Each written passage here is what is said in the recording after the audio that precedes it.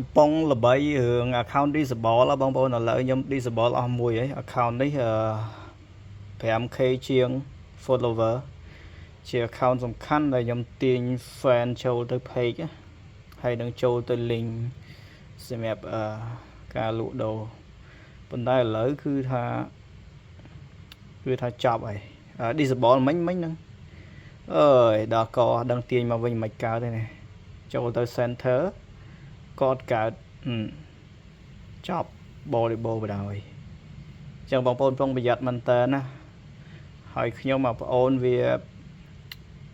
ផ្ញើសារមករបៀបដែលយើងការពារពី disable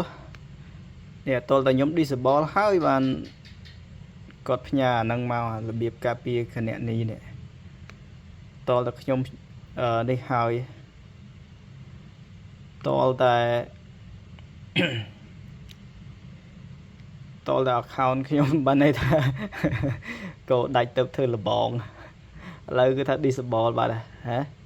ចប់ហើយ account ហ្នឹងគឺថាអត់កើតទេឥឡូវស្នើសុំក៏អត់បានដែរអញ្ចឹងបងប្អូនប្រុងប្រយ័ត្នមែនតើណាជៀសវាងការ log in log out ញឹកញាប់ណាជៀសវាងនិយាយរួមមិនបាច់ log in log out ទេតែយើងចូលនៅ account ណានៅ account ហ្នឹងឲ្យជាប់ទៅរយៈពេលប្រហែលថ្ងៃហ្នឹងហើយនឹងជៀសវាងបង្ហោះដាក់ link ផ្ដេសផ្ដាស់ហើយក៏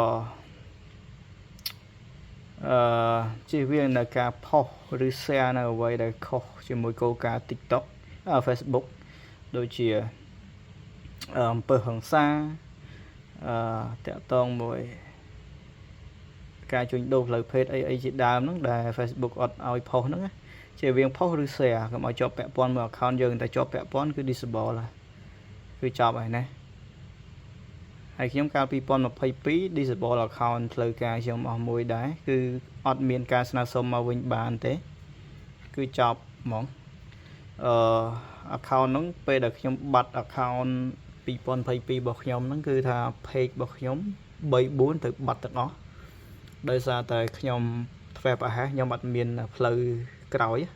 បើន័យថា page យើងប្រើ account តែមួយសម្រាប់ធ្វើ admin ដល់ពេល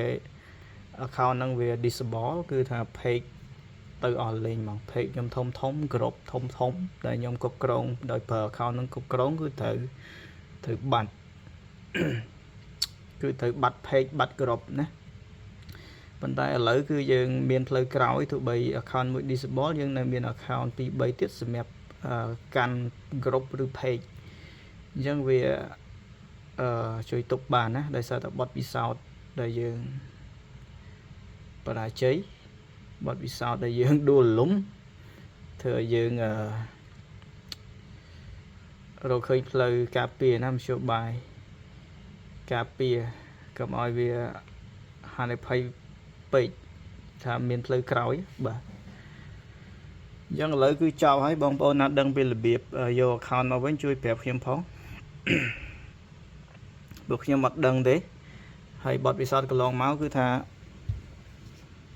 បាត់ account គឺបាត់ទៅរហូតអត់អាចយកមកវិញបានឥឡូវវាបាត់ទៀតហើយ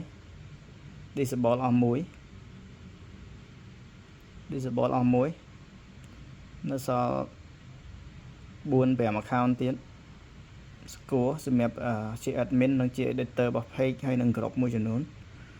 អញ្ចឹងពិបាកមែនតើណា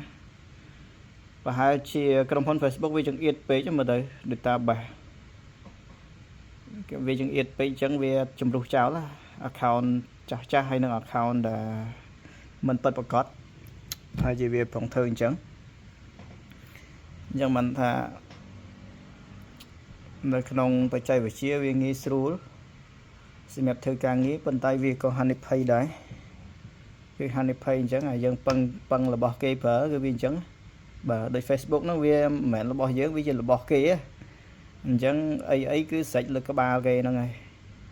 ពេលខ្លះចង់ខឹងដែរតាអ្វីគឺស្ថិតនៅលើក្បាលគេហ្នឹងហើយគេចង់ disable គេអត់ឲ្យខលពីយើងទេអាហ្នឹងគេថាធ្វើអីពឹងរបស់គេដូចយើងជួលផ្ទះគេនៅអញ្ចឹង គឺថាអត់អាចកំណត់ជោគវាសនាខ្លួនឯងបានពិបាកមែនតើណាគួរឲ្យធុញ